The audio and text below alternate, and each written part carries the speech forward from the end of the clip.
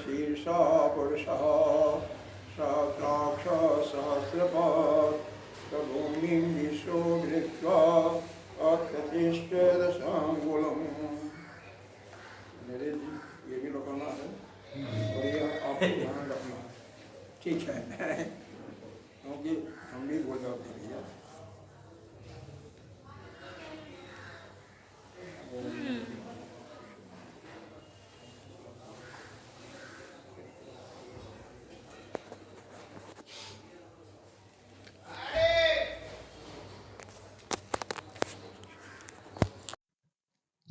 इसको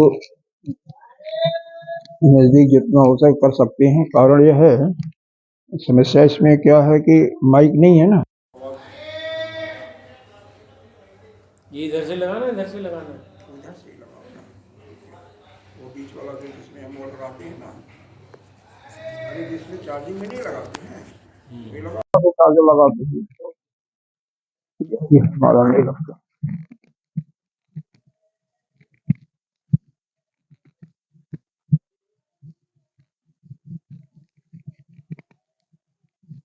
समय का ध्यान रखना चाहिए। तुम घर के पास होकर के जरा नवीन ये बेटे लगा। अरे अपना कुछ नहीं, जो समय दे दिया गया उसमें अपना नहीं जोड़ना था। अपना जोड़ोगे फिर वही करोगे। माइक ऊपर की तरफ रहेगा। नहीं, इसका कोई मतलब नहीं, इसको लगाओ बस, किसी में फंसा दो, यहाँ फंसता है। हो गया ना, बस ठीक। शर्मा जी आइए, बैठी बैठी बाला।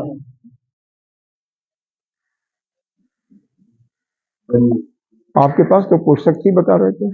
हाँ वो मैं भूल गया ना, ठीक। ओम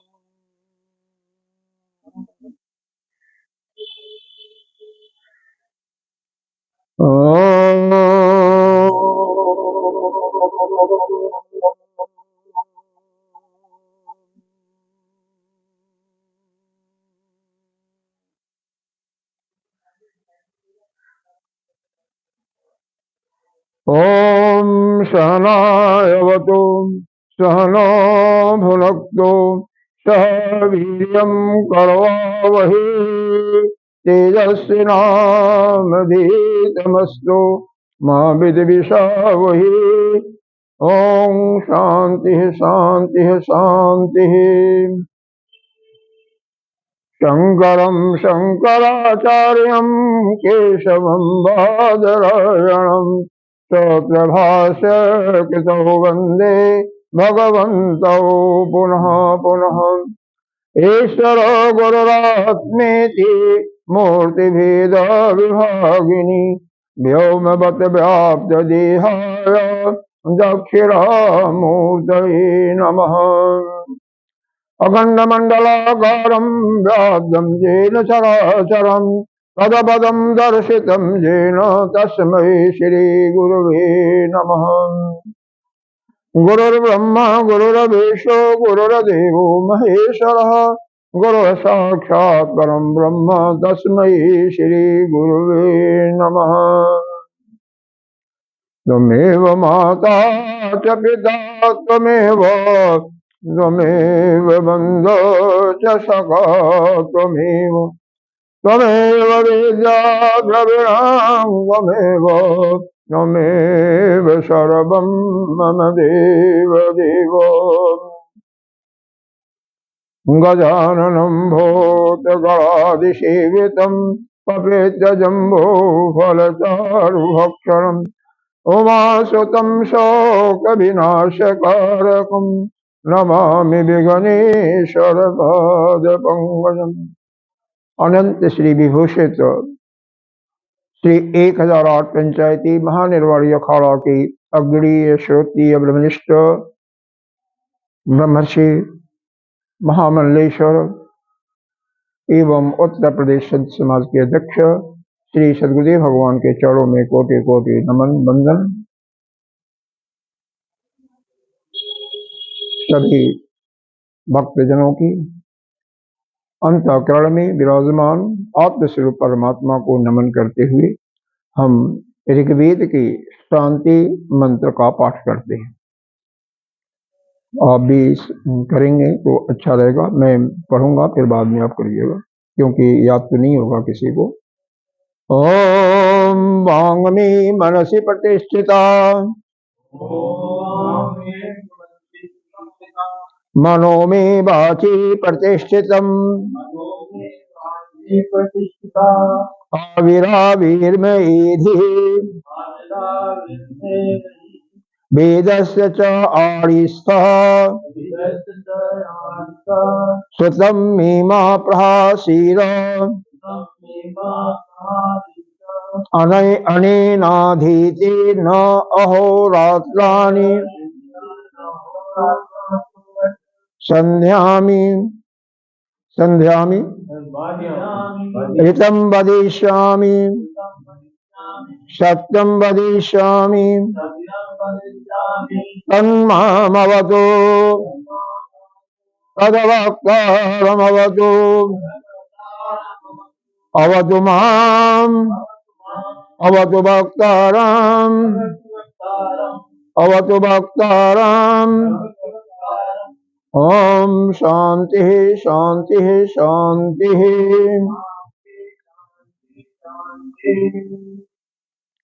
इसका भावार्थ भी समझ लें। वांग में मनसी प्रतिष्ठता। वांग कहते हैं वाणी को। मेरी वाणी जो है मन में प्रतिष्ठित हो।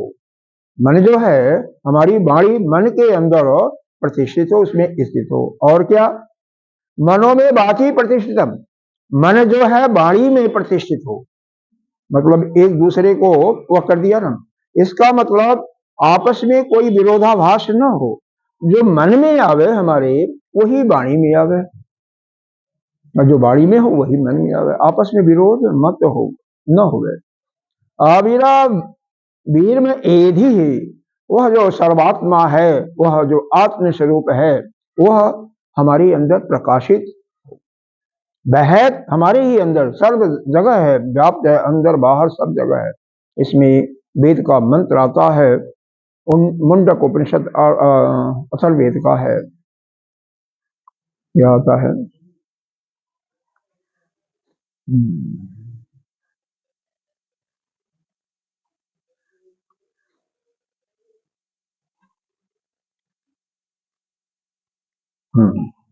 चलिए, उसके अंतर्गत यह आता है।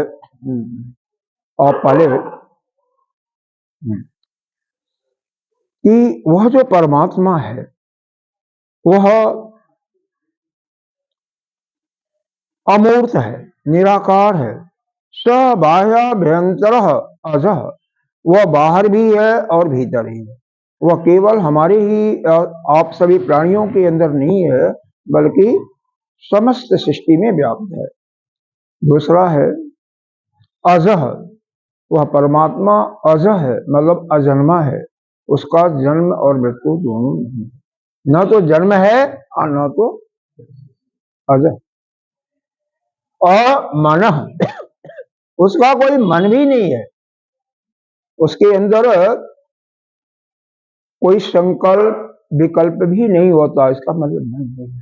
और प्राण, प्राण भी नहीं है, इसीलिए उसके अंदर भूख प्यास भी नहीं लगती। अभी आएगा, इसी में भावार्थ बताएंगे तो उसमें आएगा अप्राण। और क्या है? दिव्यो, मंत्र यहां से स्टार्ट है। दिव्यो अमूर्तः पुरुषः स बाह्याभ्यंतरः अजः अप्राणः अहमनः स अक्षरात् परमं परम्। वह अक्षर तत्व जो ब्रह्म है उससे भी परे है। यानी ये जो हम ब्रह्मा विष्णु महेश भगवान मानते हैं, ईश्वर मानते हैं, उससे भी परे है। और वही इनका भी अधिष्ठान स्वरूप होकर के, और वही सर्व। इसी को आत्मबोध में भगवान शंकराचार्य जी ने क्या लिखा है? निर्गुणो निष्क्रियो नित्यो निर्विकल्पो निरंजन निर्विकार निरंजन निर्विकार निराकार नित्य मुक्त निर्मलम। वह परमात्मा जो है उसकी बुद्धि नहीं है, इसलिए वह निर्गुण है, निष्क्रिय है, उसके अवयव नहीं, जैसे हमारे हाथ पैर है जिससे हम कार्य करते हैं वो भी नहीं है, इसलिए वह निष्क्रिय है, कुछ करता नहीं है। वह ब्रह्म जो है कुछ करता नहीं है।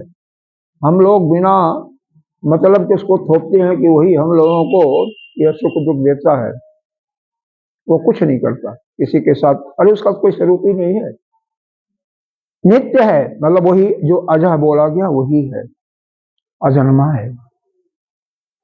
और क्या है? निर्विकल्प, मन भी नहीं है, मतलब उसके पास अंतःकरण नाम की कोई चीज ही नहीं है। तो मन भी नहीं है तो क्या हुआ? कोई संकल्प विकल्प होगा ही नहीं। और क्या है? निरंजन, मस्त है, किसी चीज की कोई परवाह नहीं। जब कुछ जिसके पास कोई प्रयोजन नहीं है, कुछ चाहिए नहीं किसी को, तो वो मस्त ही रहेगा, निरंजन ही रहेगा। इसीलिए योगी लोग निरंजन क्यों कहते हैं? अलख निरंजन। कारण यह है कि उनको किसी चीज की चाह नहीं है। शंकराचार्य जी ने यह जो संतों को, जो परिवाजक संत होते हैं, जो केवल भिक्षा मांग करके अपना जीवन निर्वाह करते हैं, उनको ऐसा आदेश दिया हुआ है कि 5 घरों में आपको भिक्षा मांगने जाना है एक दिन। अगर पहले घर में ही तुम्हारे भोजन के लिए पर्याप्त भोजन मिल गया तो फिर आगे नहीं जाना है, यह नहीं कि 5 घर जाना है। 4 घरों में जो भिक्षा मांगने से तुम्हारे एक समय की भोजन की तृप्ति नहीं हो सकती, फिर 5वें घर में जाइए। और वहां भी नहीं मिलता तो फिर और नहीं जाना, उस दिन एकादशी का व्रत रहिए, उस दिन आपको उपवास करना है। ऐसा आदेश है जो कि जगत गुरु शंकराचार्य, आदि जगत गुरु शंकराचार्य, उनका आदेश है। भगवान शिव के साक्षात की स्वरूप है। खैर, लेकिन अब उसका हम पालन करें न करें वो हमारी वह है। और उसमें भी जो भिक्षा है वह गुरु को समर्पित कीजिए, गुरु जो तुम्हें देगा वह उससे अपना संतुष्ट कीजिए, आपका अधिकार नहीं है। अरे बड़ी बड़ी कथाएं उपनिषदों में आती हैं। तो खैर मान लीजिए, अब यहाँ पर आते हैं कि हमारा वाणी मन में प्रतिष्ठित हो और मन वाणी में, दोनों में विरोधाभास न हो, और वही आत्मा हमारे अंदर प्रकाशित होकर के क्या करे? वेद से आरिस्थ, वेदों का जो ज्ञान है वो हमको प्रकाशित करे, उसका अर्थ को हम अच्छी तरह से समझें। बड़े बड़े ऋषियों ने वेदों के मंत्रों को स्वयं देखा हुआ है, साक्षात अपने दिव्य दृष्टि से, दिव्य चक्षु से। तो उसके अर्थ को और कुछ नहीं तो मेरे को तो अभी आ गए, समझ में आ गए। विरोधाभास न हो ना, वेद क्या कहना चाहती है, वेद की ऋचा, और हम क्या समझते हैं। अगर हम गलत अर्थ लगा लेंगे तो वह नुकसान हो जाएगा, वह अनर्थ का अनर्थ हो जाएगा, अर्थ का अनर्थ हो जाएगा। तो ऐसा न हो। श्रुतम मेमा प्रहासीर अनीना आधीते न अहोरात्राणि। और हमारे समझ में नहीं आया, इसलिए हम रात दिन परिश्रम करें, पूरा परिश्रम करके उसको ग्राह करने की प्रयत्न करें, और प्रयत्न करने के बाद परिश्रम करके आप जो है उस वेद के ऋचाओं को, उसके अर्थ को हमारे अंदर प्रकाशित करें। जो हमारे अंदर आवे, मन में आवे, बुद्धि में आवे, मन में आवे, वही हमारी वाणी से प्रकाशित हो, उसमें आपस में विरोधाभास न हो। तो और क्या है यहाँ पर? ऋतम वदिष्यामि, यह फिर आया सत्यम वदिष्यामि। ऋतम का मतलब भी सत्य होता है, सत्यम वदिष्यामि 2 बार क्यों कहा गया, इस पर थोड़ा सा समझने की आवश्यकता है। ऋतम का मतलब होता है जैसे वह सत्य, जैसे अभी किसी ने पूछा कि क्या समय हो रहा है, हमने बजाया 9:29, जो घड़ी में था वही बताएंगे। 5 मिनट के बाद उसने क्या फिर पूछा क्या बज रहा है। हमने बोला 9:34 या 35 मिनट बोला। तो यह सत्य तो नहीं हुआ। सत्य की परिभाषा क्या है? सत्य तीनों कालों में एक सा होता है, वह देश काल वस्तु से अपरिच्छिन्न हो, सत्य उसको कहते हैं। तो कहा गया यह तो फिर सत्य है, आपने गलत नहीं बोला, लेकिन यह काल से अपरिच्छिन्न हो गया, परिच्छिन्न हो गया। इसका मतलब यह व्यवहारिक सत्य है, व्यवहारिक सत्य है। सत्य तो जो वह है जो कभी एक ही है सत्य, वही जो आत्मा है, परम आत्मा, जो कि एक है और न कभी उसका पैदा हुआ, पैदाइश है, न कभी उसका अंत होगा। और जो ऐसा है वही शाश्वत कहा जाता है, वही, उसके अतिरिक्त कुछ है ही नहीं है। उसके अतिरिक्त कहीं तो बताया गया गीता जी में, जो भी अतिरिक्त उसके जो है सब असत कोटि में है। अब इसके बाद कहते हैं वह आत्मा, वह परमात्मा जो है, जो हमारे अंदर उस वाणी को, उस विद्या को, उस ज्ञान को प्रदर्शित कर रहा है और हमारे अथक परिश्रम निरंतर अभ्यास से उस वेद के ऋचाओं का ज्ञान कर रहा है, करा रहा हुआ। क्या करें हम? ऐसा करें कि व्यवहारिक सत्य, जो भी व्यवहार में सत्य बोला जाता है वो भी सत्य बोलें और सत्य भी बोलें। परम सत्य इसको यहाँ पर अर्थ दिया होगा, परम सत्य, और सत्य के नाम से दे दिया होगा। और क्या? तन्मावतु, वही परमात्मा हमारी रक्षा करें, या वेद की ऋचाएं हमारी रक्षा करें। तद वक्तारम अवतु, वक्तारम माने बोलने वाला, वक्ता जो है यानी गुरु, गुरु की भी रक्षा करें। इसको 2 बार पुनः दोहराया गया, तन्मा अवतु तद वक्तारम अवतु। तो वह बारंबार 2 बार क्यों बोला जाता है? जिससे इसकी समाप्ति जहां पर होता है, जो प्रकरण चलता है उसकी समाप्ति होती है, तो वहां पर उसको 2 बार बोला जाता है। उसको पुनरावृत्ति दोष नहीं लगता। पुनरावृत्ति दोष का मतलब उसका रिपीटिशन जो होता है। एक बार छांदोग्योपनिषद में आया है, आचार्य ने या गुरु ने शिष्य को 9 बार समझाया है, नहीं समझ में आया तो 9 बार समझाया है। तो इसमें कोई पुनरावृत्ति दोष नहीं है। जब उस युग में, सतयुग में 9 बार समझाया हुआ, तो हमें अगर 10 बार कोई समझाता है, 20 बार समझाता है तो कोई दोष नहीं है। एक बार सुनने से नहीं तुम्हें बोध नहीं हो जाता। हमारे ऋषि परंपरा के अंतर्गत एक ही उपनिषद का ज्ञान दिया जाता था, एक ही उपनिषद रटाया जाता था, और उसको पढ़ते पढ़ते, उसको सुनाते सुनाते उसको ज्ञान का बोध हो जाता था। उसके अंदर वह ब्रह्म विद्या अवतरित हो जाती थी। लेकिन कैसे वह आगे आएगा तो बताया जाएगा, कैसे वो होता था। यह हमारा, अब इसके थोड़ा सा संदर्भ में कुछ आज व्याख्या ही करते हैं, किताबें नहीं हैं। जिस तुम्हारे पास तो होगा संगम, देखा ही नहीं होगा, ढूंढा नहीं होगा, नहीं होगा, कोई बात नहीं। यह यहाँ से गीता प्रेस की दुकान 20-20 रुपए की आती है, कोई भी जा 20 रुपए का लेते आएगा। रेलवे स्टेशन पे मिलेगी। और यहाँ पर जो है अनाज और क्या खारी बावली में कौन मंदिर वो है, वो जाति पुस्तक भंडार के पास कौन सा मंदिर कहते हैं उसको, नई सड़क पर मिलती है। वह गीता प्रेस की दुकान ही है, वह गीता प्रेस की वहां पर एक दुकान है और वहां पर सारी पुस्तकें मिलती है। तो अब असुल में कुछ भ्रम हो गया, नहीं तो इन्होंने बताया कि इनके पास भी उनके पास भी होगा, तो हमने कहा होगा सबके पास भी। और आपके पास आते ही मैंने देख लिया, यह देखा या क्या देखा, तो हमने कहा पुस्तक तो है ही है। हाँ ठीक है, चलो ठीक है, चलो ठीक है। तो आज इसको हम यह इसका बाह्य फ्लेवर ही बताते हैं, एक आध मंत्र का देखते हैं कैसे होता नहीं, कोई बात नहीं। हाँ, वह पुस्तक भी यहाँ पर जो गीता प्रेस वाली है यहाँ पर नहीं है, हमारे पास भी नहीं है, क्योंकि हमारे पास तो दूसरी किताबें जिससे हम पढ़ाते हैं या गुरुदेव पढ़ाते हैं वह पुस्तक है। तो इसमें तो बहुत विस्तार में है, तो इसका तो नहीं। वो मंत्र वाला होता तो उसका फोटो कॉपी कर सकते थे, ये तो बहुत विस्तार है।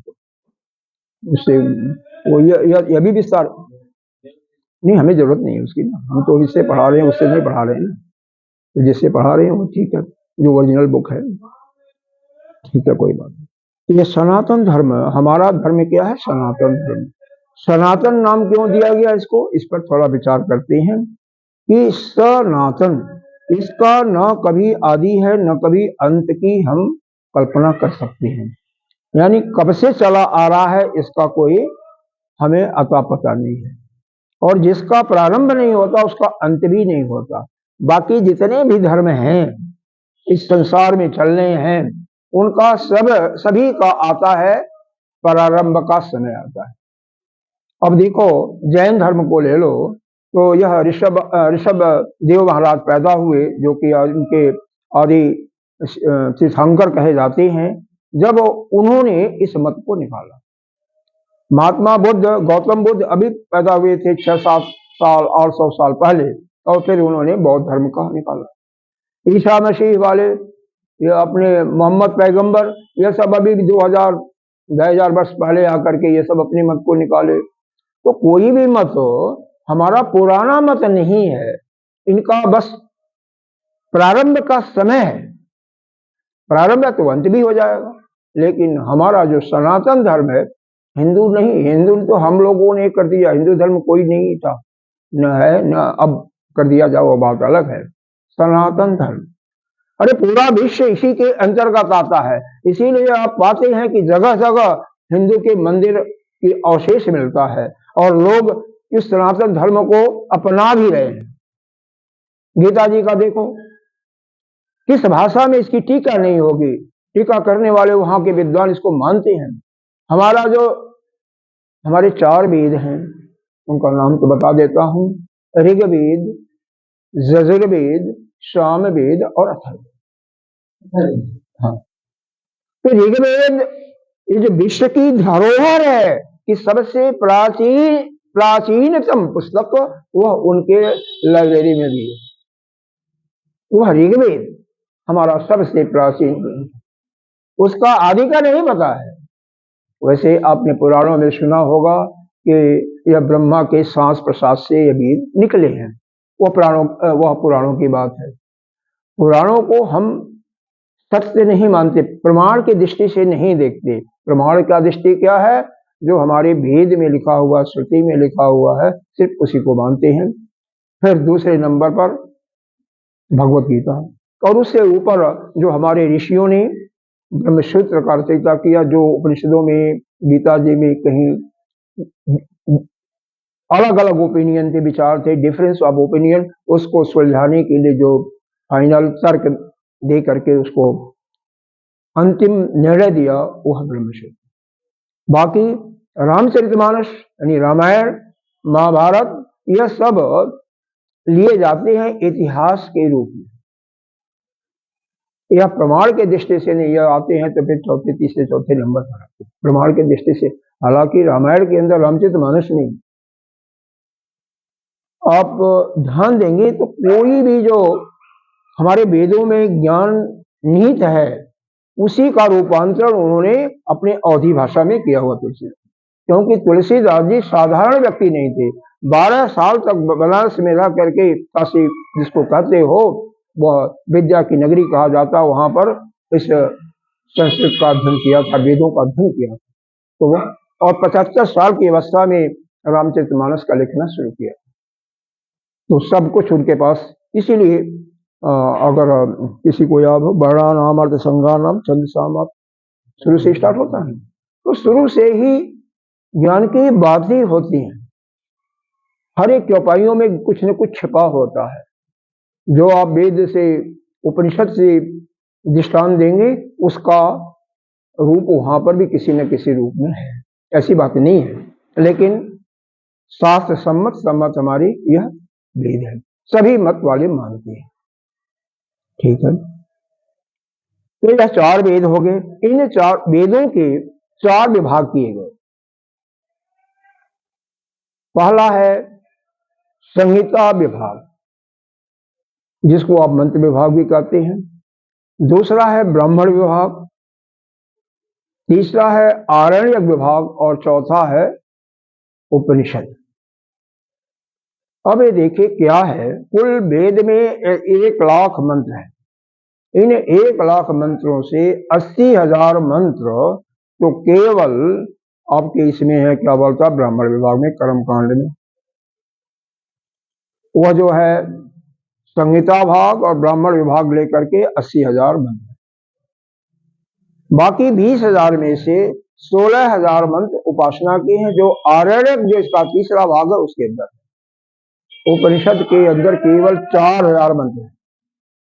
वही 4,000 मंत्र 108 उपनिषदों में विभक्त किए गए, जो आज तक हमें पता लगा है ऋषियों के माध्यम से।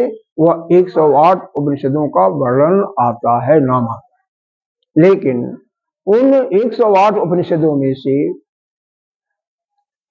सभी विभिन्न धर्म को मानने वालों ने जिस पर अपना भाष्य लिखा, वह 11 उपनिषदों पर लिखा।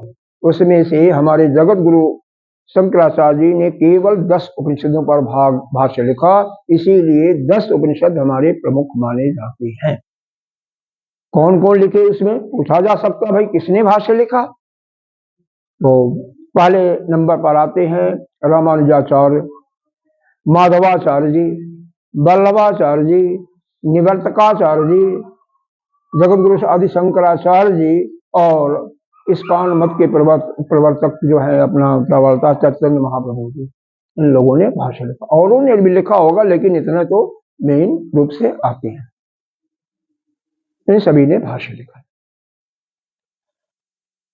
क्योंकि 11 पर लिखा। लेकिन एक उपनिषद है हमारा यजुर्वेद के कृष्ण पक्षी यजुर्वेद का श्वेता सतर उपनिषद, उस पर भाष्य शंकराचार्य जी ने, ऐसा विद्वानों का मत है, संतों का, कि शंकराचार्य जी का भाष्य नहीं है, इसलिए उसको नहीं मानते हैं। उसको छोड़ करके बाकी 10 उपनिषद ही हम प्रमुख उपनिषदों में से मानते हैं। तो पहला उपनिषद जो सबसे प्रसिद्ध है वह हमारा शुक्ल यजुर्वेदी का ईशावास्य उपनिषद। सबसे कम मंत्र हैं, 19 मंत्र, सीधे आत्मा की बातें कही जाती हैं। और यह आप लोगों को, हम लोगों को गुरुदेव ने यहीं पर पढ़ाया था। तुम्हारे घर में जो पिछला घर था, जब रामायण हुआ हो रहा था, क्या हो रहा था, वहां पर सुनाया था, मॉर्निंग में सुनाया था, जिन्होंने भी सुना होगा। और दूसरा जो उपनिषद सबसे उसमें से श्रेष्ठ माना जाता है, यह ऐतरेय उपनिषद है, क्योंकि हमारा प्राचीनतम जो वेद है वो ऋग्वेद है। ऋग्वेद का एक ही उपनिषद, ऐतरेय उपनिषद को ही हम श्रेष्ठ मानते हैं। इसमें बहुत ज्यादा नहीं है, 33-34 मंत्र ही हैं। दूसरे नंबर पर ही आता सबसे कम। हालांकि कई ऐसे उपनिषद है जिसमें एक 2 मंत्र ही है, 108 में से बहुत कम मंत्र है। कोई बात नहीं, लेकिन इसमें भी ज्यादा नहीं है। इस उपनिषद जो कहां से लिया गया, एक ऐतरेयी शाखा है, आरण्यक कांड में ऐतरेयी शाखा है, उसके अंदर से, जिसमें 18 अध्याय हैं, उसमें से चौथा, पांचवा और छठा अध्याय यह है कॉपी मंत्रों का। चौथा, पांचवा और छठा अध्याय। चौथे में जो इसका पहला अध्याय हुआ, चौथा अध्याय वहां का, यहाँ का पहला अध्याय, उसमें 3 खंड है। दूसरे अध्याय में एक ही खंड है, तीसरे अध्याय में भी एक ही खंड है। तो इस प्रकार से कुल 5 खंडों का यह ऐतरेय उपनिषद, कुल इसमें 33-34 मंत्र है, सब लेकर के। शांति मार्ग पाठ अलग हो जाएगा। अब प्रश्न यह होता है, इस उपनिषद को इतनी महानता क्यों दी गई है? कारण यह है कि सबसे प्रथम महावाक्य इसी उपनिषद से निकला। क्या? प्रज्ञानम ब्रह्म। सबसे पहला 4 हमारे महावाक्य हैं, और इन महावाक्य का क्या मतलब? इनका बारंबार चिंतन करते हुए, जाप नहीं करना, चिंतन करते हुए, इन पर चिंतन करते हुए आपका यह जो जीवत्व भाव है वह नष्ट होकर के आप नित्य शुद्ध मुक्त आत्म स्वरूप में हो सकते हो। जीवत्व भाव क्यों बढ़ा, क्यों आया, जीव भाव क्यों आया? क्यों? यह हमने शरीर को अपना मान लिया, शरीर के बने हुए संबंधों को अपना मान लिया। अब किसी चीज को अपना मानोगे तो उसकी संपत्ति को मान लेते हो कि नहीं मानते हो? जैसे एक पुत्र है, व्यवहारिक सत्ता में या वेदांत सत्ता में कोई पिता पुत्र कोई नहीं है, अलग है, कोई है ही नहीं है, वहां तो केवल एक ब्रह्म ही है, बाकी सत्ता ही नहीं है। कोई व्यवहारिक सत्ता में पिता की जो संपत्ति होती है, जितने उसके संबंधी होते हैं, वह केवल चाह पानी भोजन गप सप के अधिकारी है। जो संपत्ति का अधिकारी है उसका जो पुत्र है अपने, उसी का अधिकारी है। यह आपके पूर्व से भी वैसे भी परंपरा से भी यही चल रहा है। उसी प्रकार से यहाँ पर 4 महावाक्य माने गए। इनका मकसद है, इनका प्रयोजन यही है कि जीव जो है, यह जो संसार के बंधनों में 84 लाख योनियों में भ्रमण कर रहा है, इसका चिंतन करते करते वह मुक्त हो जाए इससे। तो पहला यहाँ पर दिया प्रज्ञानम। प्रज्ञान का मतलब क्या है? ज्ञान ही ब्रह्म है। प्र का मतलब प्रत्यय लग गया तो विशेष ज्ञान, और विशेष ज्ञान क्या है? जो कि ब्रह्म विद्या को प्राप्त कराता है, या जो अपने स्वरूप का निर्धारण कराता है, जो ज्ञान, या जो उस ब्रह्म तत्व का निर्देश देता है, ब्रह्म तत्व का बोध कराता है, वही ज्ञान ही ब्रह्म है। आप लोग कहते हो सच्चिदानंद की। सच्चिदानंद में भी 3 शब्द आते हैं, जो दूसरा शब्द है चित्त कहते हैं उसको। चित्त का मतलब ज्ञान ही है, प्रकाश भी होता है। तो वह परमात्मा जो है ब्रह्म ज्ञान स्वरूप है, प्रकाश स्वरूप है। उसी के आधार पर यहाँ पर कहा गया कि प्रज्ञानम ब्रह्म, जो वह ज्ञान जो उस ब्रह्म का उस तत्व का बोध करा दे, अपने स्वरूप का बोध करा दे, वही ब्रह्म है। और इसका चिंतन करते करते आप जब कई ऋषि लोग ज्ञानी बन गए हैं, तो आप क्यों नहीं बन सकते? देखो, कोई भी इस संसार में असंभव कुछ भी नहीं है, कुछ भी असंभव नहीं है। जो जिसकी कोई भी कामना है, उस कामना के लिए अभी हम बताएंगे कि वेदों में सब कुछ लिखा है। तो दुर्विज्ञ जरूर है, मुश्किल जरूर है, आसानी से नहीं हो सकता है। आसानी से होता है लोग मुक्त हो जाते हैं, लेकिन दुर्विज्ञ है, लेकिन मुश्किल असंभव वाली बात नहीं है। अब हिमालय की जो एवरेस्ट चोटी है, उस पर भी तो लोग चढ़ गए। केवल जरूरत क्या है? दृढ़ संकल्प की और परिश्रम की। जिसके अंदर ये दृढ़ संकल्प हो जाए, आ जाए कि हमने बहुत कुछ भोग लिया। भोगने से क्या होता है आपको मालूम होगा, केवल अपनी शक्ति का नाश होता है। और जब आपकी भोगने की शक्ति है थी, उस समय उस वस्तु नहीं मिला जो भोगना चाहते, जो आपके अंदर कामना थी, और अब इस अवस्था में हमें छोड़ दो, तुम अभी दूसरे लाइन में हो। तो आप लोगों के लाइन में अगर भोगने की वस्तु मिल जाए तो भोगने की शक्ति नहीं है, क्या भोगोगे? वो खत्म हो गया। फिर कामना थी, उस समय वस्तु मिली नहीं, और जब मिल गई तो वो भोग नहीं सकते। तो जब उससे मन जिसका उचट जाता है, उचट का मतलब समझ रहे हैं ना, बिल्कुल यह सब बेकार है, वही क्या? हाँ, विरक्ति तो है ही है। विरक्ति को ही हम समझा रहे हैं ना, वैराग्य को हम समझा रहे हैं, तो वैराग्य कैसे कहते हैं पहले ही? बल बिल्कुल यह मन में आ जाता कि सब जो भी है संसार बेकार है, वही काम करते। अरे सुबह देखो, एक ही समय पर लगभग आप उठते हो, वही क्रिया करते हो, नहाते धोते, वही पूजा पत्री इत्यादि जो भी करते हो, या घर को साफ करते हो, वही भोजन खाते हो, नित्य नाश्ता। और तो इससे कभी मन में नहीं होता कि यह क्या हम कर रहे हैं, रोज रोज वही कर्म कर रहे हैं। जब यह मन उससे बिल्कुल हट जाता है, उससे थक जाता है कि यह तो हम बेकार में किस धंधे में पड़े हुए हैं, तब फिर वह संन्यास की तरफ जाता है, तब उसको वैराग्य होता है। और बिना वैराग्य हुए संन्यास यह ज्ञान की प्राप्ति नहीं होती है। ऐसा आगे अभी आएगा, अभी हम आज ही बताएंगे इसको। अब यह चार वेद के हुए, चारों वेदों में, वेद के चार भाग हुए, याद रखना इसको, माइंडेड, डोंट माइंडेड। क्या? संहिता या मंत्र भाग, ब्राह्मण भाग और आरण्यक भाग और उपनिषद भाग।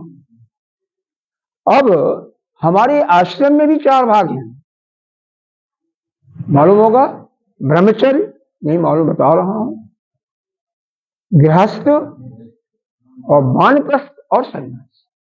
हमारे पुराणों की बातें छोड़ दीजिए कि हजार हजार वर्ष तक, 10,000 वर्ष तक लोग तपस्या करते, वो पुराण की बात है, उस पर प्रमाण बुद्धि मत लगाइए। हमारे वेद में लिखा हुआ है ना, पश्चेत सर्दम शतः, 100 बरस तक हम देखें, 100 बरस तक हम जिए, 100 बरस तक हम कर्म करें, ऐसा लिखा हुआ है पश्चेत सर्दम। तो 100 साल को एक मापदंड मानते हुए उसको चार भागों में बांट दिया है, 25-25 साल का। तो पहला 25 साल वह ब्रह्मचर्य कहलाता है, 25 से 50 आपका गृहस्थ, और उसके बाद 75 तक वानप्रस्थ, उसके बाद सन्यास। लेकिन यह नहीं है जिस समय आपको वैराग हो जाए, श्रुति ने ही कहा उसी समय आपको सन्यास ले लेना चाहिए। जब आपके पास विरक्ति आवे, इस संसार से मन बिल्कुल हट जाए, ये सब कुछ नहीं, ये बेकार है, माया है, लेकिन हमें मालूम नहीं होता ना, हमें दिखाई तो दे रहा है, तो हम नहीं माया मानते। कैसे माने माया? हमें दिखाई दे रहा कि आप भी हो, आप भी हो, आप भी हो, घर अभी है, बड़ी बड़ी गाड़ियां हैं, बड़ी बड़ी वो हैं, बड़े बड़े होटल रेस्टोरेंट इत्यादि हैं। तो हमें इसीलिए दिखाई देने से हमें हमारे अंतःकरण में वह भाव प्रकट नहीं होता, जिसके कारण से हम अपने को इसको सत्य मानते हैं। इसीलिए भगवान शंकराचार्य जी ने इसको माया कहा, अरे मिथ्या कहा।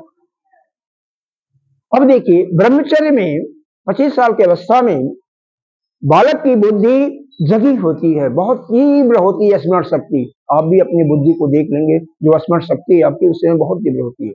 इसीलिए उसको लिंक किया गया, इस समय तुम क्या पढ़ो, मंत्र भाग को याद कर लो, जो आपके परंपरा की है, उसके उस उपनिषद के मंत्र भाग को याद कर लो, या उस वेद के मंत्र भाग को याद कर लो। वहां पर अर्थ नहीं बताया जाता। गुरुकुल में जाते थे बच्चे, तो पहले उनको 4 साल 5 साल गौओं की सेवा, फिर आश्रम की सेवा, इस प्रकार से करा करके 10, 12, 15 साल में जब वह उनका अंतःकरण शुद्ध हो जाता था, तो इन मंत्रों को रटा दिया जाता। हमारे जो हम जिस परंपरा के हैं, उस परंपरा के हमारा उपनिषद है तैत्तिरीय उपनिषद, शुक्ल कृष्ण यजुर्वेद का यह तैत्तिरीय उपनिषद है। अभी हम बताएंगे हर एक के कौन कौन उपनिषद हैं, यह भी बता देते हैं आपको, जिससे याद है। तो वह जो तैत्तिरीय उपनिषद में या यजुर्वेद में जो मंत्र हैं वह 40 अध्याय हैं, और उसी को रटा दिया जाता है, बस खत्म। अब जब जीव के अंदर कामनाएं होती हैं, पिछले कई जन्मों से आती है इच्छाएं, कामना कमल भिक्षा वासना, अमुक चीज प्राप्त करने की, अमुक चीज देखने की, तो ठीक है भाई, अपने कामनाओं की पूर्ति के लिए तुम अब यहां से चले जाओ, किसमें, दूसरी अवस्था में, गृहस्थ आश्रम में। गृहस्थ आश्रम में 25 साल रह करके जो भी आपके अंदर कामना है वो भोगो। कैसे भोगोगे? तो वेद यहां पर कहता है, श्रुति मां कहती है कि ऐसे मत भोगो, अपने कामनाओं को पूरा करोगे बिना नियम के तो पाप के भागी बनोगे। तो क्या करो, आप मंत्र का सहारा लो, वेद का सहारा लो। वेद में ब्राह्मण विभाग में इतने मंत्र दिए हुए हैं, ऐसे ऐसे आपका विनियोग किया हुआ है किसी प्रकार की कोई कामना हो, सभी कामनाओं के लिए मैं दे दिया। यहाँ तक कि अगर आपको अपने शत्रुओं को मारना हो ना, शत्रु हमारे नष्ट हो जाए, तो वेद भगवान कहते हैं कोई बात नहीं, वहां पर भी आप यज्ञ कीजिए, वहां पर भी यज्ञ का विधान बताया गया है। उसमें 4 आपके आचार्य होंगे। कौन कौन? जिसका नाम दिया ब्रह्मा, होता और अजुर, जजुर और उद्गाता, उनके 3-3 सहायक होते हैं। तो इस प्रकार से 16 लोग होते हैं जो जजमान वह पत्नी के साथ, बिना पत्नी के यज्ञ नहीं होता, पति पत्नी को दोनों को होना चाहिए। आपको याद होगा जब माता जानकी नहीं थी तो भगवान राम जी, पुरुषोत्तम जो भी है रामचंद्र जी, जब भगवान शिव का शिलान्यास करते हैं तो उसमें माता पार्वती सीता जी को लाना पड़ता, बिना उसके नहीं होता है। तो हमारे हल लेकर गया, हमारा वो कहानी से हमारा मतलब नहीं है, हमारा मतलब यह है कि लिंक करना। यहाँ पर हम ब्राह्मण भाव को लिंक किससे कर रहे हैं? गृहस्थ आश्रम से। यानी गृहस्थ आश्रम में जो जो हमारी इच्छाएं हैं, कामनाएं हैं, उसको हम लिंक किससे कर रहे हैं? ब्राह्मण भाव के मंत्रों से। वहां से उससे अपने इच्छाओं को पूरा करो, कामनाओं को पूरा करो, वासनाओं को भोगो। ठीक है, मन यही लगा रहा है, मन उधर ना जाए। अब वह भोग है। अब मान लो शत्रु की बात कही तो उसके लिए भी दिया हुआ है। वहां पर फिर बाद में आप हवन करते करते आपका मन साफ हो जाएगा, अंतःकरण साफ होता जाएगा, फिर आप शत्रु को मारने की इच्छा नहीं करोगे, शत्रु भाव ही खत्म हो जाएगा आपके अंतःकरण से। तो वास्तव में यहाँ पर श्रुति माँ बहुत सुंदर तरीके से हम लोगों को पाप से भी बचाती है। आपके शत्रु का दिमाग है ना, तो शत्रु के लिए यज्ञ करवाया जा रहा है, शत्रु आपके नष्ट हो जाएंगे, तो आपके भावना से ही शत्रु नष्ट हो जाएंगे, वह नष्ट नहीं होगा। आपके मन के विचार में, मन में जो आ गया है हमारा शत्रु है, वो भाव खत्म हो जाएगा, खत्म। और क्या चाहिए? यही नहीं, अब जब 50 साल के हो गए, इससे मन आपका उछट गया, बिल्कुल भोग चुके, सब कुछ हो गया, तो आप जाइए वानप्रस्थली। कामनाएं तो आपकी लगभग समाप्त हो गई, लेकिन फिर भी कुछ न कुछ बची जाती हैं। जैसे हींग का डिब्बा हो ना, हींग सारी निकाल दो, फिर भी उसका गंध रहेगा, महक रहेगा, यानी संस्कार पड़े होते हैं। तो उन संस्कारों को नष्ट करने के लिए आरण्य जो हमारा वेद का है उसको अब समझिए, और वहां पर आहुति, चूंकि आपने 50 साल तक आहुति दिया है, जब गुरुकुल में थे तो भी आहुति दिलवाई जाती थी बच्चों को, चले जाइए आप हमारे मेरठ में या किसी भी आश्रम में, हरिद्वार में या क्या बोलता है, किसी भी चारों आश्रमों में नित्य प्रति हवन भी होता है। पहले नहीं होता था, आजकल सभी जगह हवन भी होता है, तो आहुति दिलवाई जाती है। गृहस्थ आश्रम में भी आप यज्ञ करते हो तो आहुति जाती है, देना चाहिए। इसीलिए कहते हैं नहीं, अगर जो कर सकता है नित्य, और समाज वाली नित्य प्रति करते हैं, दोनों समय करते हैं, तो भी कम से कम संक्रांति के दिन, पूर्णिमा, अमावस्या और एकादशी के दिन हवन तो करने चाहिए, कम से कम, मतलब विशेष पर्वों पर तो करने ही चाहिए। है करता है, कोई नहीं करता, उसकी बात भी हम नहीं कर रहे हैं। तो यहां पर हवन कैसे करेंगे? वह अपने अंतःकरण में अग्नि की कुंड जलाएंगे, बाहर कुछ नहीं है, उनके पास संविदा भी नहीं है, साकल्य भी नहीं, कुछ भी नहीं है, तो कहां? अपने अंतःकरण में ही हवन करना है। जो आपके राग, द्वेष, क्रोध, मद, लोभ, मोह के जो संस्कार है ना, उसको यहीं पर आहुति दीजिए अंतःकरण में, और उसको नष्ट कर दीजिए। और जब कामना बिल्कुल रहित हो जाइए 75 साल में, तो संन्यास लेकर के उस ब्रह्म तत्व को जानिए और अपने स्वरूप में स्थित हो जाइए। संसार से बिना विरक्ति लिए हुए यह प्रयत्न संभव नहीं होगा। ठीक है, तो इस प्रकार से हमारे चारों आश्रमों को वेद के चारों जो भाग हैं उनसे क्रमशः जोड़ा गया। जैसे भाई सीढ़ी पर पौधान चढ़नी है, ऊपर जाना है, तो एक एक पैर को, एक एक स्टेप पर रखते हुए जाओगे ना, स्टेयर पर सीधे नहीं चढ़ जाओगे ना, सीधे चढ़ोगे तो गिर पड़ सकते हो, इसीलिए कहा गया सीधी मत चढ़ो। लेकिन वेद में यह भी आया है कि जिस समय आपको वैराग हो जाए उसी समय छोड़ दीजिए, चाहे ब्रह्मचर्य अवस्था में, चाहे गृहस्थ अवस्था में, चाहे वानप्रस्थ, कभी भी जा सकते हैं, उसकी पूरी छूट है। जैसे हमारे बहुत से ऋषि ब्रह्मचर्य अवस्था से भी चले गए, वामदेव महाराज या आपके आदि गुरु शंकराचार्य जी और बहुत बहुत ऋषि चले गए। कोई जरूरी नहीं है कि मतलब 75 साल की अवस्था के बाद ही आप सन्यासी, ऐसा नहीं है। चार हमारे वर्ण भी माने जाते हैं, उसके बारे में गीता जी के चौथे अध्याय में बताया गया है, ब्राह्मण क्षत्रिय वैश्य शूद्र। इसका कोई लिंक नहीं है यहाँ पर, लेकिन ब्राह्मण क्षत्रिय और वैश्य को ही एक यज्ञोपवीत का अधिकार दिया हुआ है, और वेद को पढ़ने के लिए यज्ञोपवीत का धारण करना आवश्यक माना जाता है। लेकिन ज्ञान प्राप्त करने के लिए, चाहे वह स्त्री हो, चाहे वह थर्ड जेंडर हो, और चाहे वह शूद्र हो, चाहे ब्राह्मण हो, उसके लिए कोई भेद नहीं है। चाहे वह अमेरिका में रहने वाला वह गोर वर्ण का हो, काले वर्ण का हो, कोई भेद नहीं। सभी के लिए, सभी को मुक्ति का अधिकार है, स्वयं सिद्ध अधिकार है, बशर्ते इस रास्ते पर चले। हम देखिए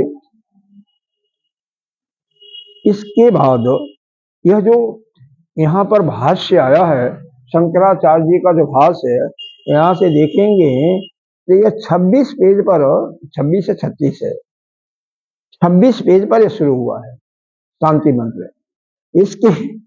इसके पहले इतना सारा यह भाष्य, पूर्व भाष्य इसको कहते हैं।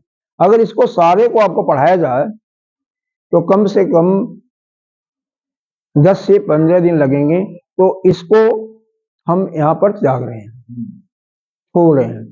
लेकिन इसमें जो विशेष बातें हैं वह आपको बताने का हम प्रयास करूंगा। वह क्या है उसको देख लीजिए। आपके पास पुस्तक नहीं है तो वह कोई बात नहीं। असल में भाष्य क्या है इसको समझिए, इसका क्या, क्यों ऐसा यह इतने पेजों में भाष्य लिखा हुआ है। वेद कहता है, अरे पूर्व पक्षी का मतलब कौन है इसको समझिए।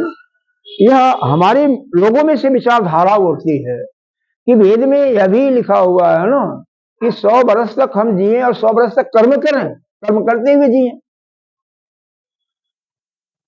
जीवे से खटम सतम समा, ऐसा लिखा हुआ है, कर्म करते हुए हम जिए। तो वह कहता है कि श्रुति में, वेद को आप मानते हो ना, तो वेद में लिखा हुआ है 100 वर्ष तक जिए। तो इसका यहाँ पर खंडन किया हुआ भाष्यकार जी ने कि नहीं। कैसे? अगर कोई 100 वर्ष तक काम ही करेगा तो ज्ञान कब प्राप्त करेगा भाई, ज्ञान कब प्राप्त करेगा? फिर वह कहता है, प्रश्न वाला पूर्व पक्षी इसको कहते हैं कि ठीक है ज्ञान प्राप्त करना अनिवार्य है, जरूरी है मुक्त होने के लिए, तो ऐसा क्यों ना हो, जब ये वेद में लिखा हुआ है 100 साल तक जिए हैं तो कर्म करें, कर्म करते हुए जिए, तो कर्म के साथ साथ हम ज्ञान प्राप्त करें। उसको भी भगवान ने, भास्कर ने यहाँ पर खंडन किया हुआ है कि ये दोनों का उद्देश्य अलग अलग होता है। कर्म वही कर सकता है जिसके पास कोई मन में कामना होगी, प्रयोजन होगा, उद्देश्य होगा। बिना प्रयोजन के कर्म नहीं होता है। और यह ज्ञान प्राप्त के लिए कोई सी प्रयोजन की जरूरत, जो फिर भी अगर दूसरे रूप में माने तो यहाँ पर वह नीत है मोक्ष की प्राप्ति, लेकिन और कोई कामना नहीं होती है। कामना है उसके लिए वेद का दूसरा भाग है, न करो ना, कामना की पूर्ति करो। मना नहीं किया है वेद भगवान, वेदांतियों ने भी मना नहीं किया है, अब कामना की पूर्ति करो। लेकिन कामना की पूर्ति से जब आप उचट जाओ तो वह क्या करोगे फिर? आखिर अपने को मुक्त तो करना पड़ेगा, जब तक कामना है तब तक करो। ज्ञान में कोई कामना नहीं है, दोनों इसीलिए साथ साथ नहीं हो सकते हैं, क्योंकि एक सत्य के साथ 10 ही झूठ उसमें जोड़ सकते हो। कोई सत्य को छिपाने के लिए 50 भी मान लो छिपा लो, लेकिन 2 सत्य आप एक जगह नहीं रख सकते हो। जैसे अभी घड़ी का ही समय बताया क्या ना, तो यह दो सत्य, इसीलिए इसको अलग सत्ता देंगे, व्यवहारिक सत्ता और परम सत्य जो है, जो तीनों कालों में हुआ है। तो दो सत्य एक साथ नहीं रह सकते। हाँ, सत्य के साथ झूठ रह सकता है, उसमें 10, कोई संत 50 भी कह सकते हैं, कहते भी हैं, लेकिन ज्यादा नहीं छिपा सकते। तो ये इसमें क्या वर्णन है उस पर थोड़ा सा प्रकाश डालते हैं। इसी पर भास्कर जी ने जो दिया हुआ है उसको कुछ लाइनों को पढ़ते हुए मैं उसका अर्थ आपको समझाता हूँ। कथम पुनः कर्म संबंधी, अगर पढ़ना चाहें तो पढ़ सकते हैं, जैसे इच्छा हो, क्योंकि पुस्तक नहीं है तो पढ़ नहीं पाएंगे। पुनः कथम पुनः कर्म संबंधी केवल आत्मविज्ञान अभिधानार्थ उत्तरो ग्रंथ इति गम्यति। यहाँ पर क्या है, जैसे ये पुस्तक शुरू हुआ ना, पुस्तक कैसे शुरू हुआ, पुस्तक के प्रारंभ में शंकराचार्य जी ने एक शब्द लिख लिया, वो है परिसमाप्तम कर्म, कि पहले अध्यायों में कर्म की समाप्ति का वर्णन हो जाता है, इसलिए इस उपनिषद में कर्म की कोई गाथा नहीं गाई गई। इसी पर अब प्रश्न उठता है कि आप कहते हो कि कर्म समाप्ति, कर्म समाप्त हो गया, तो श्रुति ने तो लिखा है 100 साल तक कर्म करते हुए जियो, तो आप कहते हो यह तो ठीक नहीं है। तो इसी पर चर्चा चल रही है, पर समाप्ति यह शब्द आपने क्यों लिखा। यही यहाँ पर एक एक शब्दों पर खंडन होता है, तर्क होते हैं, और आनंद गिरि जी इसके टीकाकार के रूप में ऐसा लिखते हैं, वो हो अगर ही शब्द है कामा पुरुष स्टॉप, तो उस पर भी वह अपना मत देते हैं क्यों लिखा गया, भाष्यकार ने क्यों ऐसा लिखा। ठीक है, उसके बाद भी कहीं प्रिंटिंग मिस्टेक हो जाती है तो उसके लिए तो कोई बात ही नहीं है। प्रिंटिंग मिस्टेक का तो अगर पूरा अर्थ समझने वाला नहीं होगा तो वहां पर मुश्किल है, क्यों प्रिंटिंग मिस्टेक भी हो जाती है, होती जाती है। सबसे बड़ी बात हमारे यह जो गीता प्रेस है, इसमें प्रिंटिंग मिस्टेक न के बराबर है। मतलब ऐसा मैं नहीं कर रहा हूं नहीं होगी, लेकिन कम से कम जितने प्रेस हैं सबसे अव्वल दर्जे का है, इसीलिए गीता प्रेस की विशेष महिमा है। और यहाँ पर एक हमारे परम पूज्य स्वामी जी अखंडानंद स्वामी जी, जो गुरुदेव भी उनके अंदर रह करके पढ़े, उनको महान मानते हैं उनके।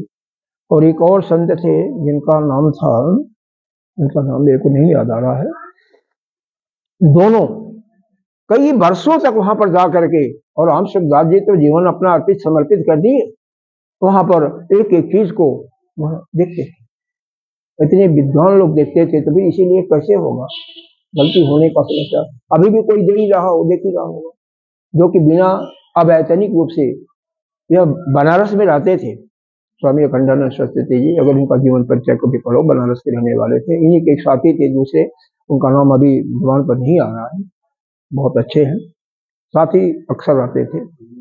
हाँ नहीं, वो तो अलग थे, या कोई अलग की बात कर रहे हैं, वो तो उन्होंने समय दिया था, राम सुखदास उन्होंने तो दिया ही था। फिर बनारस से गोरखपुर जाते थे और वहां रह करके 15 दिन 20 दिन महीना रह करके फिर आते थे, फिर जाते थे, फिर रहते थे, और कोई लेना देना नहीं, ठीक है, रहने के लिए वो तो बात अलग है। भोजन तो हमारे आश्रमों में वो चलता ही रहता है, उनका भी आश्रम में चलता रहता है, गीता बालिका है वहां पर चलता रहता है। तो अथक लोगों ने अपना जीवन समर्पित करके, अपने कर्मों को समर्पित करके गीता प्रेस में, इसीलिए गीता प्रेस की पुस्तकें सस्ती मिलती है, उनके कर्मचारी भी कई लोग समर्पित करते हैं, ज्यादा तनख्वाह उनकी नहीं होती है।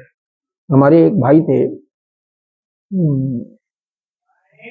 अब नहीं है इसलिए भाई थे, तुम संगम नहीं जानते होगे, मौसी के लड़का जो थे, हमारे मौसी के लड़का, तुम नहीं जानते होगे, तुम्हारे पहले ही शायद वो चले गए थे। नाम एक का तो रामा नाम था, जो पहलवान था वो नहीं, दूसरा वाला जो बड़ा वाला था वह गीता प्रेस में काम करते थे, 85 रुपये महीने में काम करते थे। ये हालांकि वो समय भी दूसरा था, लेकिन 85 रुपये में पूरा अपना सुबह से 8 बजे से लेकर के शाम को कब आना कुछ पता नहीं, पूरा अपना मेहनत से काम करते थे। एक नहीं, बहुत लोग काम करते थे ऐसे, पूरा अथक प्रयास करते थे, अपना समझ करके काम करते, इतना मेहनत लोग करते थे। तो यहाँ पर भगवान भास्कर ने कहा कि यह जो परिसमाप्ति का शब्द हमने लिखा उसका अर्थ यह देखो, वहां पर बता कैसे, कथम माने कैसे, पुनः कर्म संबंधी केवल आत्मविज्ञान विधानार्थ उत्तरो ग्रंथ गम्यते। प्रश्न यही है कि केवल ज्ञान प्राप्ति के लिए, ज्ञान को प्राप्ति को या ज्ञान को अपने अंदर धारण करने के लिए कर्म संबंधी, पुनः कर्म संबंधी का बात क्यों किया जा रहा है? यह तो ठीक नहीं रखता है, ये ठीक नहीं है। तो इसका अन्य अर्थ, इसके बाद लिखा अन्य अर्थन अवगमात, इसका अलग अर्थ नहीं लेना चाहिए। यह जो आपने कहा कि कर्म समाप्ति के बाद यह ज्ञान की ही केवल उत्पत्ति हो, इसके पहले नहीं हो सकती है, तो इसका अलग अन्यथा अर्थ मत लो। क्यों? तथा च पूर्वोक्ता नाम देवता नाम अग्नि आदि नाम संसारित्वम दर्शयस्य अति इति असनायादि दोष वचने तम असन पिपाशाभ्याम अन्न बार्ज आदित्यादिना। आगे आएगा, इसी उपनिषद में आएगा कि ये देवता लोग भी, यह जो अशना कहा गया ना, यह कहा गया ना अशनाया, अशनाया का मतलब भूख होता है, पिपाशा का मतलब प्यास होता है। तो आगे आएगा कि भूख और प्यास से यह देवता लोग भी व्यथित हो गए थे, अभी कल परसों में आएगा। तो यह भी व्यथित हो करके इन्होंने अपने रहने के लिए स्थान मांगा।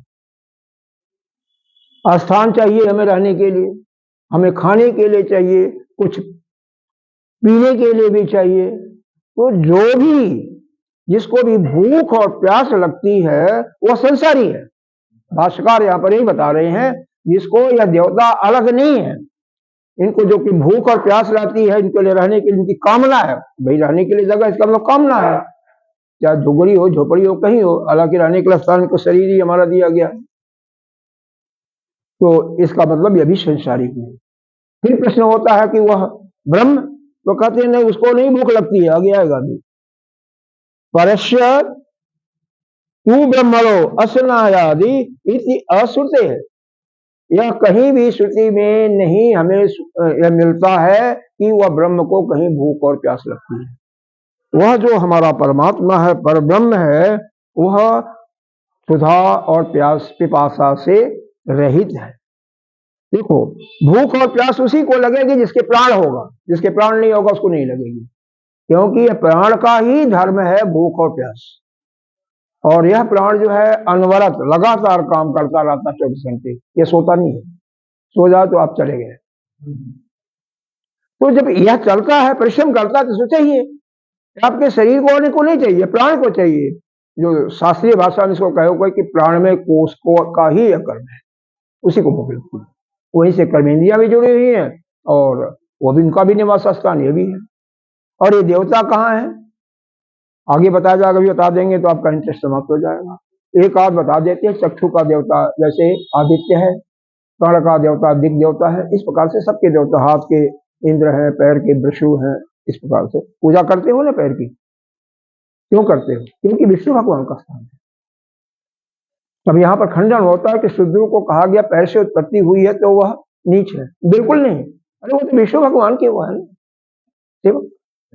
हाँ पूजा। अरे जब हमारा जो पैर पर किसी के झुकता है कोई, उसका अहम टूटता है, अभिमान टूटता है, अहम जिसका टूट जाता है वही आगे बढ़ जाता है। और भगवान विष्णु के पैर से ही तो गंगा जी भी निकली हुई है। तो और गंगा जी पाप को हरने वाली, उसको परम पवित्र माना जाता है। तो कैसे? भगवान स्वयं कहा है गीता जी के 10वें अध्याय में, हम नदियों में क्या है? गंगा है। है ना। फिर कहाँ पैर अपवित्र हो आपका, कहाँ शुद्ध पवित्र। लेकिन ये तो ठीक है, बात करने वाली बात है, कोई कहीं कुछ नहीं है। अब यहाँ पर यह देखिए कि यहाँ पर भाष्यकार यही बता रहे हैं कि जिसको भी एक बार हुआ था, क्यों ऐसा प्रकरण आया कि यह उस समय दैत्यों का जो राजा था इनका, उसका क्या प्रहलाद जी के सुपुत्र थे। हाँ, ये नाम मेरे को अभी नहीं आ रहा, आ जाएगा। विरोचन, तो इंद्र और विरोचन इसी ब्रह्म ज्ञान को प्राप्त करने के लिए ब्रह्मा जी के पास एक बार गए थे। तो भाई देखो, दोनों एक ही परिवार के हैं, कश्यप ऋषि के दोनों पुत्र हैं, उन्हीं के परिवार के हैं, मतलब देवता भी और दैत्य भी, राक्षस सभी हैं। तो होता क्या है, अलग अलग माताएं हैं, वैसे तो एक ही है ना। जैसे दुर्योधन और पांडव लोग थे, वो तो एक पुत्र नहीं बल्कि अलग अलग पिता भी हैं उनके, लेकिन यहाँ तो पिता एक ही है, पिता एक ही है। ब्रह्मा जी ने कहा ठीक है, 32 साल तक तुम सेवा करो, गौओं की सेवा करो। अब यह कहो कि कोई प्रश्न करे कि वहां पर ऊपर ब्रह्मलोक में कहाँ गौएं होती हैं, तो इसकी बात तो छोड़ दो, जो उपनिषद में लिखा हुआ वो मैं बता रहा हूँ, मैं तो देखने को नहीं गया था। ऐसा यहाँ पर लिखा गया है कि सेवा करो, सेवा करो। 32 साल जब पूरा हो जाता है सेवा करते, तो आते हैं, कहते हैं पिताजी अब हमें, या दादाजी जो कुछ कहा हो, अब हमें ज्ञान दीजिए। क्योंकि इंद्र के तो परपिता ही थे और इसके तो और भी नीचे श्रेणी के थे, पिता पोता का भी पोता रहे होंगे विरोचन, वो सबसे उसमें 5वीं 6वीं पीढ़ी के रहे होंगे। तो उन्होंने कहा कि अब तुम्हारे दाहिनी, यह केनोपनिषद में, सामवेद का उपनिषद उसमें है, लेकिन यहाँ पर आया है इसका भाव, दाहिनी आंख में जो पुरुष दिखाई देता है ना, वही तुम हो, वही दाहिनी आंख। तो इन लोगों ने मान लिया, वहां से आ गए, विरोचन तो आकर के अपना घोषित कर दिया और शरीर को ही अपना मान लिया कि मैं शरीर ही हूं, इसीलिए वह राक्षसी स्वभाव वाला हो गया। इंद्र आए तो सही, लेकिन फिर उनको अनुभव होता है कि शोक हो रहा मेरे को, और पिताजी ने, दादाजी ने यह भी कहा था कि तुम्हें शोक और दुख से निवृत्ति हो जाती है। कल भी यही बताया गया था, जो आत्म स्वरूप को जान जाता है वह, और गीता जी का भी मूल मकसद यही है, शोक और दुख की निवृत्ति। तो दुख नहीं होना चाहिए, शोक नहीं होना चाहिए, मैं क्यों ऐसा हो रहा है। फिर जाते हैं, फिर 32 साल सेवा करते हैं, फिर 32, अंत में चौथी बार जाते हैं, 100 साल पूरा हो जाता सेवा करते हुए, ऐसा ही वर्णन है। फिर जाकर के उनको वही ज्ञान देते हैं कि तुम्हारे दाहिनी आंख में जो दिखाई दे रहा है ना, वही तुम, वही ब्रह्म है। फिर उनको अंदर प्रभाषित हो जाता है, बिल्कुल अनुभव हो जाता है। क्यों? जब तक हमारे अंतःकरण मलिन रहेगा, जब तक हमारे पूर्व जन्मों के यह पापक कर्म यहाँ रहेंगे, तब तक हमें उस ज्ञान की अभिव्यक्ति नहीं हो सकती। सेवा करते करते, निस्वार्थ सेवा करते, निस्वार्थ यज्ञ करते हुए, दूसरों की सेवा करते हुए, तो यह हमारा कलमश जो है, कलमश कहते हैं पाप को, यह समाप्त हो जाता है। और जब यह पूर्ण रूप से क्षीण हो जाता है, तब ज्ञान की प्राप्ति में देर है ही नहीं है, सेकंडों में हो जाती है, ज्ञान तो कुछ है ही नहीं। अब वही ज्ञान 100 साल के बाद दिया तो क्या हुआ, उनको अनुभव हो गया, पहले दिया तो नहीं अनुभव हुआ। जैसे जब तक अब हम लोग पढ़ रहे हैं, लेकिन जब तक जिसका यह पाप बिल्कुल समाप्त होगा ना, कलमश बिल्कुल क्षीण होगा, उसको ज्ञान प्राप्त यहीं पर हो जाएगा, कुछ देर नहीं लगती। एक उपनिषद बहुत है उसके लिए, जिसके पास हुआ है उसके लिए फिर क्या कहा गया, यही कहा गया भाई 10 उपनिषद पढ़ो, 11 उपनिषद पढ़ो। और उसके बाद भी ना ज्ञान प्राप्त हो तो पुराण भी पढ़ो, श्रीमद् भागवत। यहाँ पर एक चीज बताते हैं, जैसे आपको शरीर को शुद्ध रखने के लिए स्नान की जरूरत है, स्नान करते हो ना, लेकिन दंत धावन यानी मंजन भी करते हो, किस लिए, जिससे आपका मुख भी साफ रहे। उसी प्रकार से शरीर को शुद्ध करने के लिए, मन को साफ करने के लिए क्या है? मंत्र का जाप। मंत्र का जाप करने से मन शुद्ध होता है और अंतःकरण की शुद्धि होती है निस्वार्थ सेवा करने से, जिसमें आपका कुछ लेना देना नहीं है। वह जो नेता लोग करते रहते हैं वह सेवा नहीं, क्योंकि उनका तो स्वार्थ निहित होता है कि मैं एमएलए बन जाऊं, एमपी बन जाऊं, या कोई यहाँ का कुछ भी बन जाऊं, वह होता। वह स्वार्थ, वह सेवा नहीं, निस्वार्थ, कोई इच्छा ही नहीं। जैसे आश्रमों में जाकर के लोग सेवा करते हैं और यहाँ पर इंद्र और विरोचन का उदाहरण आया, ऐसी सेवा करो या यज्ञ करो, लेकिन कुछ चाहो मत, दान देते जाओ, तपस्या करते जाओ, कुछ चाहो मत, तो भी होगा, काम चलेगा। तीसरा, स्थान की शुद्धि यह सत्संग से होती है।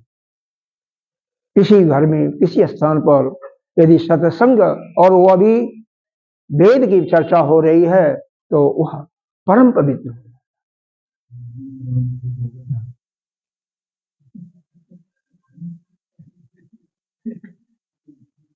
तो परम पवित्र हो जाता है। अब आगे देखिए, और कुछ थोड़ा सा करते हुए भी हम इसको समाप्त भी करना है, समय पर ही समाप्त करना, जब से जितना लेट हुआ उतना ही चलेंगे। तो यहां तक हो गया था कि ब्रह्मा को, पर ब्रह्म जो है उसको भूख प्यास नहीं लगती है। देवता लोग इससे पीड़ित होते हैं, इसलिए देवता लोग संसारी हैं, और हम सब जिनको भी भूख प्यास लगता है सभी संसारी है, तो हम सभी इसी कोटि के हैं, इसमें कोई बात नहीं। भवति एवं केवल आत्मज्ञानम मोक्ष साधनम, मतलब केवल आत्मज्ञान ही मोक्ष का साधन है। न तो अत्र कर्म अविधिक्रियते, कर्म जो है, कर्म करते हुए यह आप ज्ञान प्राप्त नहीं कर सकते हो, क्योंकि कर्म का प्रयोजन होता है, उद्देश्य होता है। हाँ, कर्म के पीछे का प्रयोजन न हो तो हो सकता, लेकिन कर्म के पीछे कुछ न कुछ अगर आप अंतःकरण की शुद्धि के लिए रखते हो तभी तो प्रयोजन है। विशेष श्रवणार्थ, यहाँ पर अपने आनंद गिरी जी ने एक शब्द लिखा है, विशेषा श्रवणमेव अस्फोटति। यहाँ पर एक विस्फोट किया है, अकर्मणः का अर्थ आया इसके बाद, अकर्मणः आश्रम अंतर अस्य यह श्रवणार्थ। क्या कहे जा रहे हैं कि अकर्मणी का अर्थ दिया हुआ है, सीधे दिया हुआ सन्यासी। देखो यहाँ पर अकर्मणा इति सन्यासिना इति अर्थम, इसका अर्थ जो है सन्यासी, मतलब यह ज्ञान जो है केवल सन्यासियों को देने के लिए। तो इसीलिए जो आश्रम के अंतर्गत रहने वाले हैं केवल वही सुनते हैं। अकर्मणी, जो कर्म करते नहीं है, जो कर्म करता है वो कैसे सुन सकता है? अकर्मणी केवल सन्यासी होते, कोई काम नहीं। और वहां पर भी जाकर के जो सेवा और कर्म करता है अपने कर्म के दृष्टिकोण से वेतन लेकर के या किसी लालच में, तो वह सन्यासी नहीं हुआ।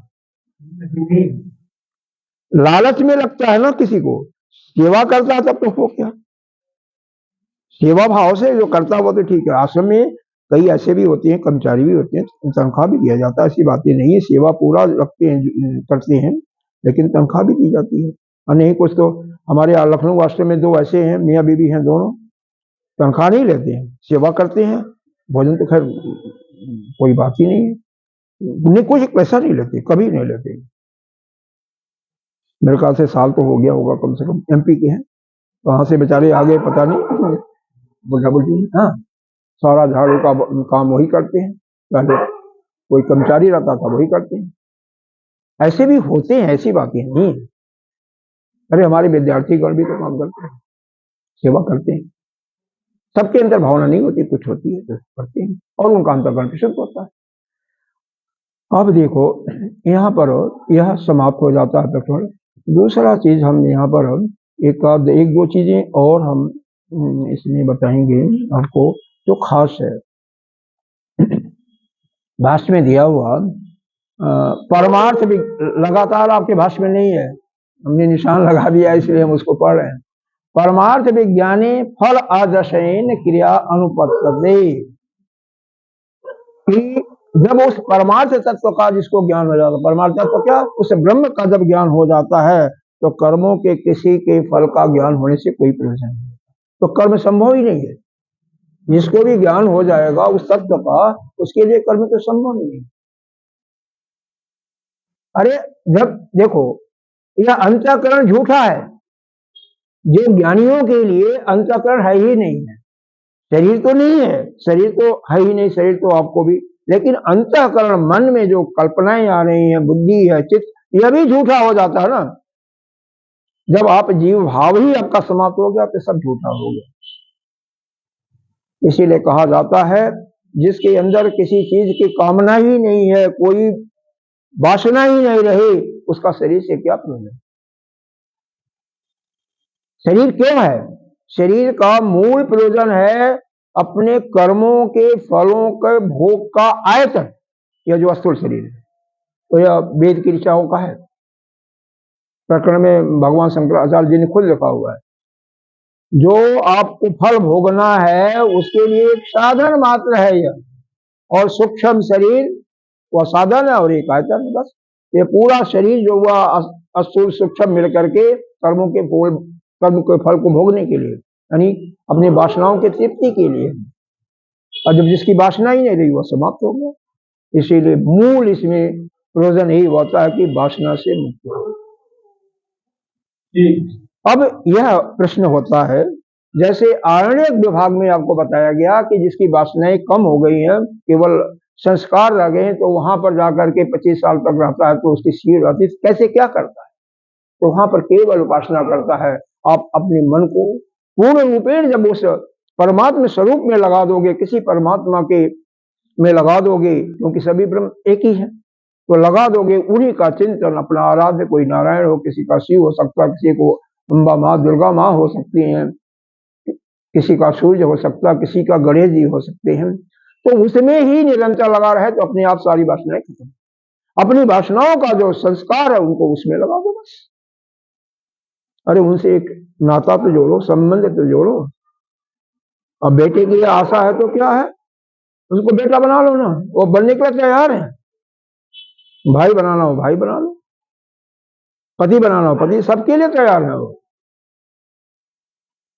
उनसे, क्योंकि जब संबंध जुड़ता है ना, तभी जाकर के आपको ठीक प्रकार से उसके शरणागत आप होते हैं, उससे आपका जो संबंध होता है प्रगाढ़ होता है, और फिर उसी का बारंबार चिंतन करते हैं। आप देखो ना संसार में इसका चिंतन क्यों करते हो, अपनी पुत्री का हुआ, अपनी पत्नी का हुआ, क्यों, उससे संबंध जुड़ा हुआ है ना, तो वही संबंध जब उससे जुड़ जाएगा तो उसी का चिंतन होगा, बाकी सब कट हो जाएगा। यह सूत्र है। अब आगे देखो। हाँ 10:30 हो गया, चलो चलो ठीक है, बंद करते हैं, थोड़ा सा रह गया 5-7 मिनट, चलो कोई नहीं। ओम पूर्णमिदः पूर्णमिदं पूर्णात् पूर्णमुदच्यते पूर्णस्य पूर्णमादाय पूर्णमेवावशिष्यते। ओम शांति शांति शांति। 9:30 शुरू हुआ था, अच्छा ठीक है, लेट तो शुरू हुआ था, कुछ देर, चलो कोई बात, इसको बंद करो भाई। हाँ।